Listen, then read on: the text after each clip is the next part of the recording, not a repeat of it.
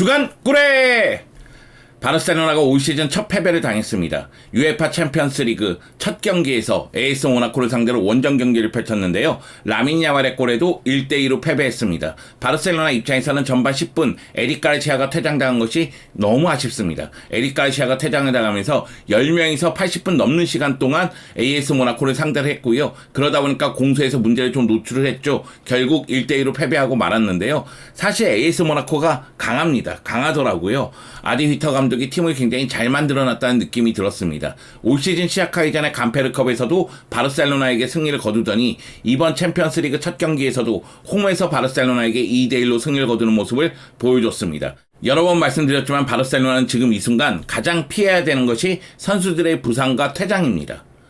선수들이 부상이 너무 많기 때문에, 그리고 경기 일정이 빡빡하기 때문에 경기력이 일관되게 나오기 위해서는 부상이 더 이상 나오면 안 되고요. 경기 중에 퇴장자가 나오면 안 돼요. 하지만 지난 리그 경기에서 페란 토레스가 퇴장을 당하고 이 경기에서는 에릭 가르시아가 퇴장을 당했습니다. 당연히 다가오는 주말 경기 비아레알전도 영향을 받을 수밖에 없는 상황이 되고 말았어요. 바르셀로나 입장에서는 최악의 상황에 직면했다고 해도 과언은 아닙니다. 하지만 바르셀로나는 리그에서는 5연승을 달리고 있잖아요. 1위를 질주하고 있기 때문에 비아레알전에서 분위기를 바꿀 수 있을지 지켜봐야 되겠죠. 일단 이 경기부터 말씀을 드려야 될 텐데, 저는 솔직히 이 경기를 다루기 싫었어요. 원래는 레알 마드리드 비니시우스의 명가 암이라고 해서 비니시우스 관련한 영상을 찍으려고 했습니다. 그런데 이 경기를 새벽에 보고 나서 너무나 답답해서, 너무나 짜증나서 이 경기를 안 다룰 수가 없다, 이 경기 다뤄야 되겠다, 이런 생각이 들었습니다. 그래서 이번 시간에는 AS 모나코와 바르셀로나의 대결, 바르셀로나의 올 시즌 첫 패배를 당한 경기에 대해서 뒤돌아보도록 하겠습니다. 여러분 함께 가시죠. 렛츠고! 바르셀로나는 이번 시즌 UEFA 챔피언스리그 첫 경기에서 AS 모나코를 상대로 원정 경기를 펼쳤습니다. 이 경기는 관심이 집중될 수밖에 없었는데요. AS 모나코가 이번 시즌 리그왕 4경기에서 3승 1무를 기록하면서 무패 가도를 달리고 있었고, 바르셀로나 같은 경우에는 라리가에서 5연승을 질주하면서 말 그대로 승승장구하고 있었거든요. 그렇기 때문에 상승세를 타는 두 팀의 대결, 관심이 뜨거울 수밖에 없잖아요. 그리고 경기 내용을 봤을 때는 정말 박진감 넘치게 전개가 됐습니다. 전반 10분에 테오 슈테겐의 패스가, 테오 슈테겐은 왜 그런 패스를 했을까요? 골키퍼가 보는 시선이 있잖아요. 그러면 에릭 가르시아가 받으려고 내려올 때 그 시선 안에 뒤쪽에 압박하는 선수도 따라 보였을 텐데, 여하튼 테오 슈테겐의 실수에 의해서 에릭 가르시아가 그 볼을 빼앗기게 되고, 그리고 위기라고 생각한 에릭 가르시아는 손으로 잡아 끌면서 결국은 반칙, 퇴장을 당하게 됩니다. 그러면서 바르셀로나는 전반 10분 만에 수적 열세에 취하게 되는 거죠. 그리고 16분에 아클리우체가 오른쪽에서 중앙으로 들어오면서 마무리를 지으면서 AS 모나코가 선제골을 기록하게 됩니다. 결국 바르셀로나 입장에서는 10명이서 상대하기 때문에 4-4-1 형태로 수비를 하고, 그리고 공격을 전개할 때는 왼쪽에 하피냐, 최전방에 레반도프스키, 오른쪽에 라민 야말을 이용해서 공격을 전개할 수밖에 없었거든요. 그 가운데 라민 야말이 동점골을 넣습니다.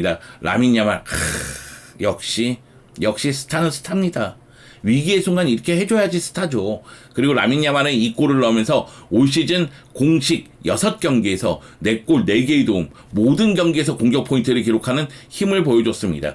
이 라민 야말의 골 못 보신 분들 한번 보셨으면 좋겠어요. 왜 그러냐면, 카사도의 패스를 받을 때 라민 야말이 몸싸움하고 낙하 지점 쪽으로 움직이면서 볼의 소유권을 가져오고요. 그리고 라민 야말이 오른쪽에서 중앙 쪽으로 들어갈 때 레반도프스키가 수비 시선을 빼앗는 움직임을 보여주거든요. 그 가운데 마무리 짓는 모습이 나왔습니다. 1대1로 전반전이 맞춰지고 나서 후반전 AS 모나코는 더욱더 공격적으로 나왔고요. 결국 교체 출전한 일레니 케나가 71분에 결승골을 넣습니다. 그러면서 AS 모나코가 2대1로 승리를 거두게 되는 거죠. XG값을 보면 1.20 대 0.36이고요. 점유율은 56대 44. 바르셀로나가 80분 넘게 10명이 뛰었음에도 불구하고 점유율 44%라는 거는 그만큼 10명이서 잘 싸웠다는 이야기예요. 사실 이 경기는 하피냐의 볼터치도 좀 아쉬웠고 레반도프스키의 영향력도 좀 아쉽긴 했지만은 숫장 열세니까 다 이해가 됩니다. 그 가운데 AS 모나코가 전방부터 압박을 하고 뒷공간으로 빠져가는 공격을 전개했을 때 쿠바르시하고 이니고가 나름대로 버텨줬거든요. 다만 테오 슈테겐 같은 경우에는 놀라운 선방을 몇 차례 보여주긴 했지만은 발밑이 좋은 골키퍼인데 패스가 아쉬웠습니다. 그러다 보니까 슈팅 숫자에서 큰 차이가 나죠. AS 모나코는 18개의 슈팅을 하고 유효 슈팅 8개, 그리고 2골을 넣었고요. 바르셀로나는 4차례 슈팅했는데 유효 슈팅은 한 차례에 불과했고 그 한 차례는 라민 야말의 골로 연결됐습니다. 바르셀로나 올 시즌 리그에서 5연승을 달리면서 승승장구했는데 결국 올 시즌 공식 경기에서 첫 패배를 당하게 됐습니다. 이 패배로 분위기를 좀 바꿀 필요성은 있죠. 바르셀로나 선수들이 자신감에 차 있는 건 좋은데 뭔가 좀 붕 떠 있는 느낌도 좀 있었거든요. 이 패배를 통해서 다시 한번 자신들을 돌아봤으면 하는 바람이 있습니다. 경기 끝나고 나서 한지 플릭 감독의 인터뷰를 보면은 이른 퇴장으로 우리의 계획이 바뀌었다. 그래도 노력했고 열정적으로 수비했지만 몇 가지 실수를 했다. 졌지만 긍정적인 부분도 많이 봤다. 우리는 최고 수준에서 경기를 하지 못했고 우리가 원하는 방식으로 경기하지도 못했다. 다른 선수들이 돌아왔을 때에는 더 강해져 있을 것이다. 일요일 경기를 위해 회복해야 된다고 이야기를 했습니다. 라민 야말하고 쿠바르시를 교체 아웃시킨 이유는 이 선수들이 지쳐있어 보였다. 그런 얘기를 했고 카사도의 활약에 대해서는 칭찬을 했습니다. 여기다 한지 플릭 감독 같은 경우에는 챔피언스리그 1패를 당하게 했지만 챔피언스리그 아직 7경기가 남아있기 때문에 이 7경기를 통해서 토너먼트 단계로 가야 된다는 이야기를 했죠.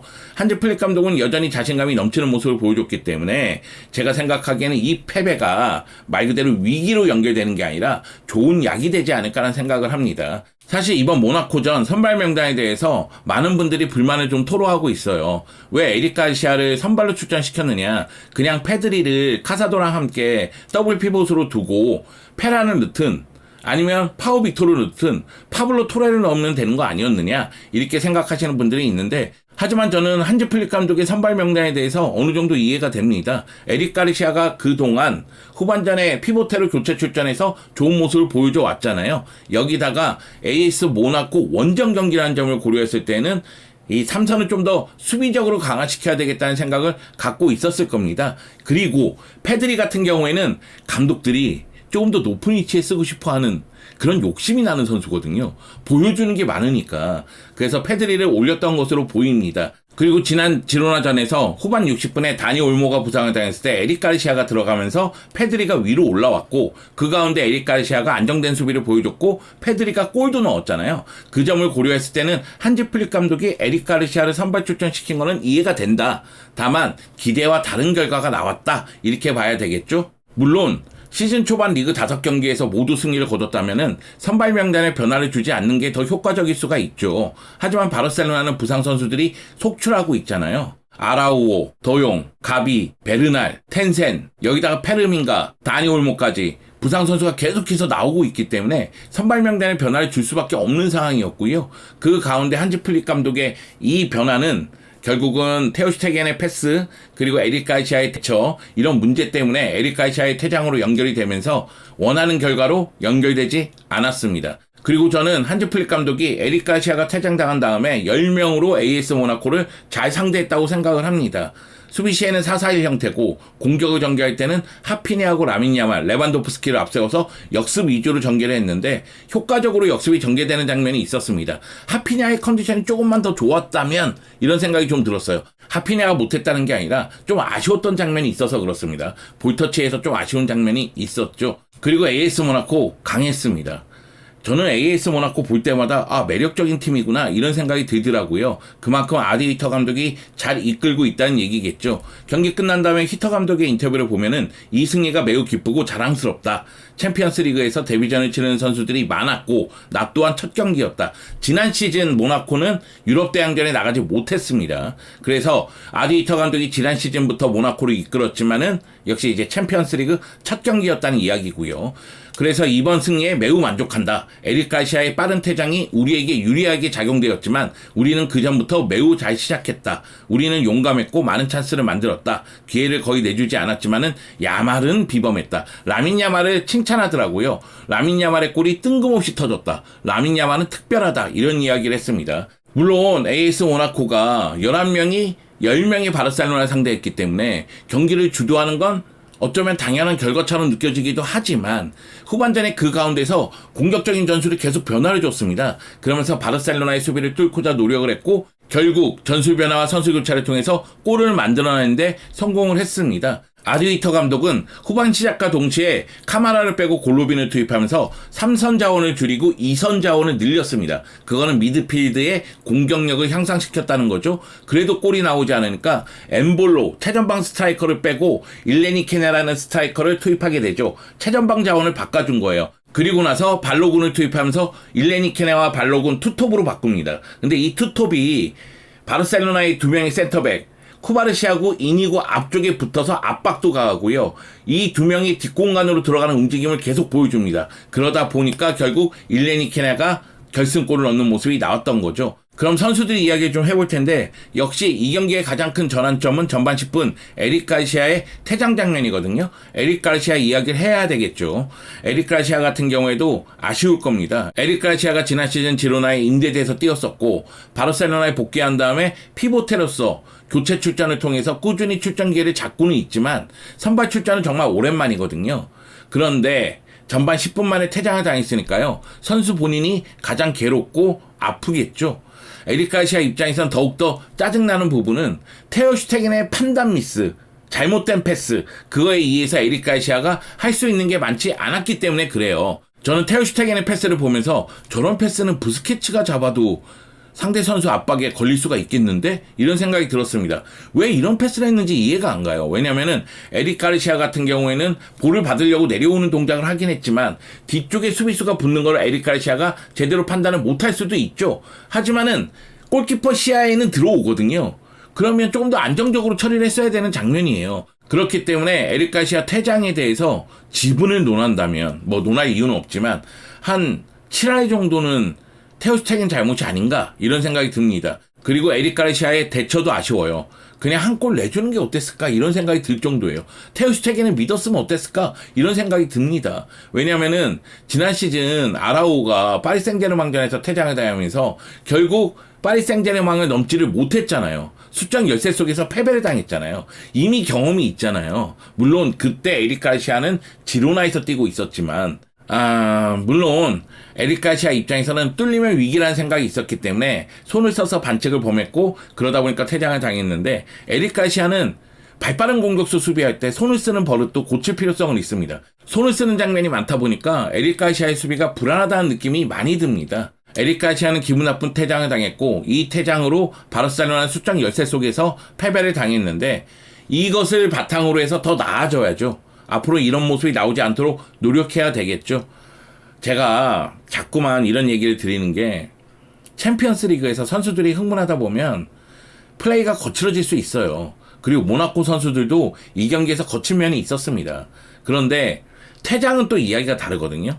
그러니까 주심이 생각하는 선이 있잖아요. 그 선을 넘느냐 마냐의 문제인데 아라우도 그렇고 에릭 가르시아도 그렇고 중요한 순간마다 이렇게 퇴장을 당하면 그러면 바르셀로나 입장에서는 원하는 성적 거두기가 어렵죠. 챔피언스 리그 2경기 연속 퇴장이 나왔고 그리고 공식 경기 연속 2경기 퇴장이 나왔으니까 퇴장 이야기를 계속 할 수밖에 없습니다. 그리고 이 경기에서 가장 아쉬웠던 건 테오 슈테겐이에요. 테오 슈테겐 불안했어요. 물론 테오 슈테겐이 6차례나 선방을 했습니다. 모나코의 슈팅들을 기가 막히게 막는 모습도 있긴 있었어요. 하지만은 발밑이 좋은 골키퍼인데 너무 불안한 거야, 패스할 때마다. 일단 에릭 가르시아 퇴장에 대해서 얘기할 때 테오 슈테겐의 패스가 그 퇴장을 불러왔다고 해도 과언은 아니거든요. 그러니까 경기 끝나고 나서 테오 슈테겐이 우리는 그 상황에서 서로를 이해하지 못했다.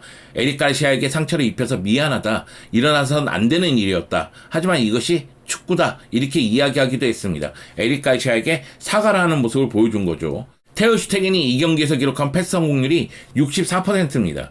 물론 롱패스를 자주 하는 골키퍼들은 패스 성공률이 떨어지죠. 하지만 테오 슈테겐은 롱패스를 자주 하는 유형은 아니에요. 그러면은 그만큼 이 경기에서 패스가 부정확했다는 이야기가 됩니다. 에릭 가르시아 퇴장 장면 외에도 실점할 수 있는 그런 패스 미스가 또 한 차례 있긴 있었거든요. 그런 부분에서 테오 슈테겐이 불안하다 이런 느낌이 있었습니다. 테오 슈테겐이 잘해줘야 돼요. 왜냐면 바르셀로나의 수비는 라인을 올리면서 수비하는 경우가 많기 때문에 뒷공간을 내줄 수밖에 없습니다. 그럴 때 테오 슈테겐의 슈퍼세이브가 필요한 거죠. 올 시즌 6경기에서 6골 실점했고요. 리그에서는 5경기에서 4골 실점했습니다. 바야돌리드전에서 무실점 기록했지 나머지 경기들에서는 다 한 골씩 실점을 했어요. 챔피언스리그 통산 85경기에서 99실점인데 저는 테오 슈테겐 진짜 좋아하거든요. 저는 바르셀로나 역사상 최고의 골키퍼가 테오 슈테겐이 될 거라고 생각해요. 테오 슈테겐이 수비 사레타라든가 발데스보다는 우위에 있다고 생각을 하거든요. 그리고 지금 주장입니다. 근데 후방이 이렇게 불안하면 수비 전체가 무너질 수 있습니다. 자, 그리고 이 선수는 얘기해야 되겠죠. 바로 라민 야말입니다. 라민 야말이 모나코전을 통해서 챔피언스리그 첫 골을 기록했습니다. 80분 출전했는데 슈팅 2개, 유슈팅 하나, 그리고 한 골을 넣었죠. 패스 성공률이라든가 드리블 성공률은 많이 떨어집니다. 왜냐면은 수적 열세 속에서 공격을 전개하다 보니까 수비수들이 계속해서 라민 야말을 괴롭히는 모습이 있었거든요. 근데 그 가운데에서도 골을 넣었어요. 개인 플레이로 골을 만들어냈습니다. 이게 라민 야말의 위대함이죠. 라민 야말은 지로나전에 이어서 2경기 연속골을 넣으면서 득점에도 눈을 뜬 모습이에요. 제가 바라던 모습이죠. 라민 야말이 제2의 득점원 역할을 해준다면 그러면 공격은 더욱더 수월하게 풀릴 수가 있습니다. 그러면 라민 야말은 더욱더 많은 도움을 기록할 수도 있다는 생각이 듭니다. 여기다가 올 시즌 모든 경기에서 공격 포인트를 기록하고 있는데 그만큼 공격 쪽에서 차지하는 비중이 매우 크고요. 공격을 이끌고 있다고 해도 과언은 아닙니다. 올 시즌 6경기에서 4골 4개의 도움을 기록하고 있죠. 라민 야말은 이대로만 하면 됩니다. 다만 라민 야말이 17세의 나이에 주중주말 경기를 계속 펼치고 있으니까 체력적인 부담이 따를 수밖에 없어요. 한지 플릭 감독도 이 경기 끝나고 나서 라민 야말과 쿠바르치는 지쳐 보였다. 많이 지쳐 있었다. 이런 얘기를 하면서 교체 이유를 설명을 했는데 결국 라민 야말은 관리해 줄 필요성이 있습니다. 이 선수는 계속해서 관리해주면서 계속 뛸 수 있는 분위기를 조성해줘야 되겠죠. 왜 그러냐면 라민 야말의 선배 안수파티에 대해서 우리가 기대감이 매우 컸는데 안수파티도 큰 부상 이후 결국은 제 폼을 찾지 못하고 있었잖아요. 안수파티가 지난 시즌 프리미어리그에 인대됐다가 돌아왔는데 올 시즌 부상에서 복귀해서 첫 출전을 했습니다. 88분에 출전했으니까요. 많은 걸 보여주기 어려웠죠. 볼터치도 한 번에 불과했습니다. 안수파티는 이 경기에 출전하면서 바르셀로나 선수로서는 389일 만에 복귀전을 치렀습니다. 마지막 경기가 2024년 8월 27일 펼쳐진 비아레알전이었죠. 그리고 챔피언스리그에서는 688일 만에 복귀전을 치렀어요. 2022년 11월 2일 빅토리아 풀젠전 이후에 처음 모습을 드러낸 겁니다. 안수파티는 한지 플릭 감독이 신뢰하고 있기 때문에 더욱더 제 실력을 보여줄 필요성은 있습니다. 사실 이 경기에서 추가 시간이 6분이니까 8분 정도 뛰었는데 뭘 보여주기에는 시간이 부족하긴 했는데 보여준 것도 없었어요. 그래서 걱정이 되긴 합니다. 그래도 우리가 알고 있는 안수파티로 돌아온다면 누구보다 골을 쉽게 넣는 그 선수의 모습으로 돌아온다면 팀에 큰 도움이 될 것으로 보입니다. 바르셀로나는 이제 주말에 라리가에서 무패 가도를 달리는 비아레알을 상대합니다. 체력적인 부담이 매우 클 거예요. 그것을 이겨낼 수 있느냐를 봐야 되겠죠. 그리고 안수파티가 부상에서 돌아왔는데 이제는 도용이나 가비나 페르민이나 차례대로 돌아와야 됩니다. 아직까지는 시간이 더 필요하다는 이야기가 있긴 있지만 차례대로 부상 선수들이 돌아오면서 전력이 한 단계 더 올라갔으면 하는 바람이 있습니다. 모나코에게 패배를 했지만은 이것이 좋은 약이 되기를 바랍니다. 바르셀로나 아직 시즌 초반이에요. 챔피언스리그 한 경기 치렀을 뿐입니다. 모든 경기에서 승리하기 어렵습니다. 패배를 통해서 어떻게 발전하느냐가 중요합니다. 바르셀로나는 모나코전 패배를 통해서 한 단계 더 발전하기를 바랍니다. 자, 그러면 주간 꿀회 이것으로 마치도록 하겠습니다. 감사합니다.